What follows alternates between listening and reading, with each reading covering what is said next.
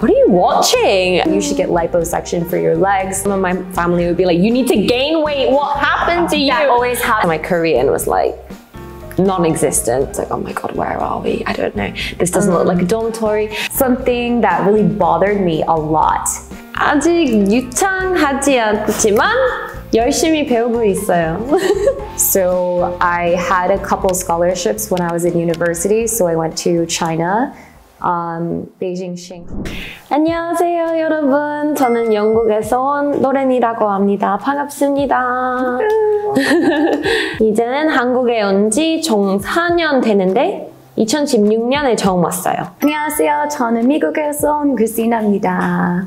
저는 5년 전에 한국에 왔어요. I already knew you're able to speak in Korean, but I bet English is easier to express your deep down emotional feeling than speaking Korean. So I'd like to have you speak in English. I was very interested in Asia specifically, and I really wanted to travel. So I had a couple scholarships when I was in university. So I went to China, Beijing, Shanghai, and then Hong Kong. And then I was in Japan in a program for a month. And I wanted to travel to different countries. I got like a travel bug, and I really liked dancing. So I found K-pop, and I really fell in love with the dance style. So I joined a K-pop dance team, and I met Korean friends, learned more about the culture, watched foreigners living in Korea, in Seoul on YouTube. And I thought, wow, Seoul looks like such a fun city. And I really wanted to live in a big city abroad. So I just got influenced by my friends. Mine started in like high school. No one even knew about like K-pop or K-dramas really, except for Psy, because Gangnam Style was a huge hit. And my friend, who is like British-born Chinese, her entire family loved K-dramas, but she didn't really have anyone to like share it with. No one knew it existed, and no one knew that she liked it. And so we were just studying together in the library, and she was like next to me, and I was like doing my work, and I just like look over and I'm like, what are you watching? So she just started to explain to me about like K-pop and K-dramas we were supposed to be studying. And I was like, wow, this is like such a big difference culturally for me. And she was like, oh, like if you want to get to know it, like I'll recommend you some dramas. She recommended me like a high school drama, and I loved it because it was like teen drama, romance and stuff. And like the main cast members were from Infinite. And so I was like, oh my God, I really like Infinite. I started listening to their music, and I was always into like 80s style, like 80s synth, like pop kind of music. So I just loved Infinite. And yeah, especially that at that time. Yeah, K-pop. I was super into it. And then when I went to university, my school just asked, oh, we're doing a summer school in either Korea or China. Does anyone want to go? And I came in 2016 as a young 19-year-old me.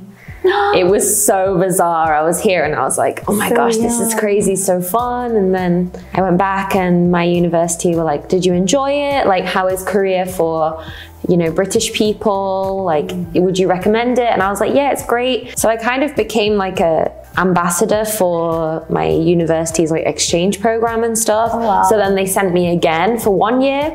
And yeah, after that like 1 year, I was like, I could really see myself living here.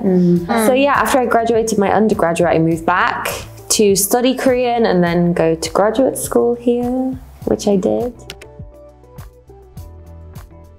You must have had some hard time living here in Korea because of language barrier, cultural differences, etc. So could you please share one of your stories? So I first came in 2016, right? And I did a summer school, and my Korean was not too good, like I just took level 1. And then when I came to do my year abroad, I'd lived in the UK for 1 year in between, so my Korean was like non-existent. And I took a taxi from the airport to, I thought, my dormitory at Hanyang. I just told the taxi driver initially, like, 한양대 가세요. And he was like, okay. I was just, 한양대 학교. And he was like, okay, Hanyang University. And I was like, yeah. And then as we got closer, he was like, 한양대 어디? And I was like, what's the word for dormitory? And in my brain, I was like, dormitory is a D. So I was like, 도서관, which is library. At this point, I think I've been awake for like 24 hours as well. So I was just like, oh yeah, 도서관에 가세요. And he took me to the library, as he should, you know, he followed my directions and we arrived at the library and I was like, oh my God, where are we? I don't know. This doesn't look like a dormitory. And I had this huge suitcase. So I just got out and then I finally found the dormitory and I saw that it was like 기숙사. And I was like, So he took me to the library because I literally said, take me to the library. 저는 이제는 한국어 많이 배웠는데 아직 유창하지 않지만 열심히 배우고 있어요. When I first came here, I noticed that typically Koreans are a little bit more direct compared to people from the US. I experienced this in the workplace when I was a teacher. A teacher came up to me and she pointed out my pimple on my face. And she was like, oh, you have a really big pimple. I know it's like a pimple spot patch that will help you get rid of it really fast. And like to me, I was just like, because it's not common for people to just directly spot out something on your body. And I think another time also, so when I first came to Korea, I was walking a lot and I was eating really healthy. So I started losing weight. And then my co-teacher also was like looking at me, oh, you lost a lot of weight. And it's a compliment. But I feel like to people in the States, oh, why are you kind of looking at my body? It's a little uncomfortable being that direct with someone about their looks. After time, I kind of got used to it. Koreans do that. Yeah. He mentioned like someone's age, someone's weight. Like, oh, you must lost some weight. Yeah. Definitely.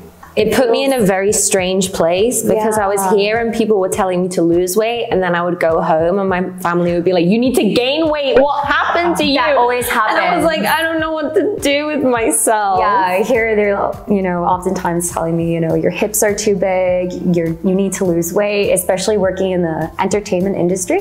But I go back and I feel like a skinny legend. Yeah, honestly, it's weird when you go back home because you are like, you look different to how you looked before you came here and everyone's like, huh? Yeah. My sister always sees my pictures and she's like, girl, you need to eat some like, some chocolate and some Gain some weight, you're extremely skinny. Yeah, I heard that a lot in the US.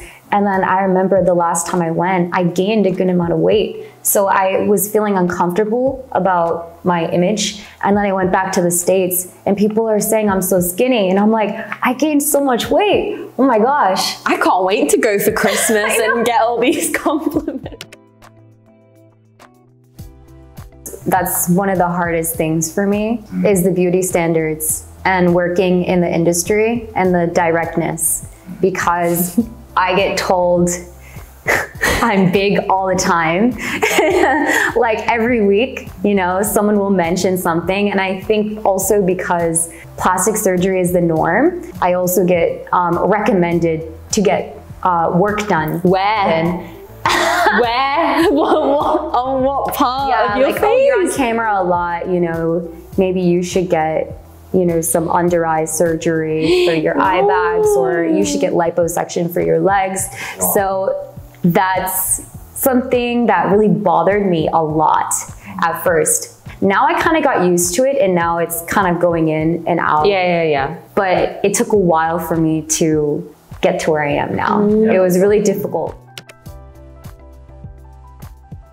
Oftentimes, it's out of curiosity or concern, rather something bad.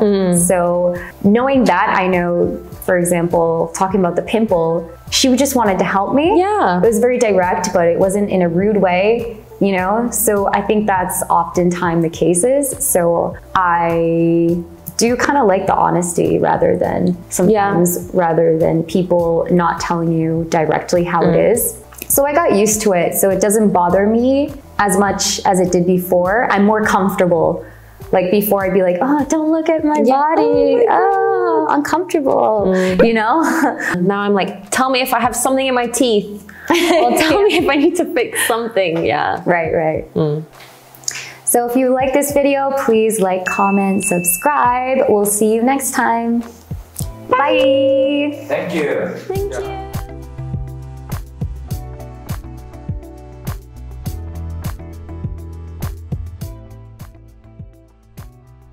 Since you came to Korea, did you actually meet Infinite in person? No, why? How would I meet Infinite? That's just not possible. Next time, let's have lunch or dinner all together. With Infinite. That would be so funny. Just hanging out. You're a dancer. Yeah, she's really good at dancing. Next time, you can show your dance. Dance moves. Please. So Lauren cannot dance. So mean. Lauren cannot dance. So direct. So direct. She can sing a song, right? You can sing a song. What? I sing? Yeah. Lauren, the singer? I am not that good at singing at all. I'm okay. Maybe sounds with some good auto tune. I sound amazing. Like actually. Ooh. With good.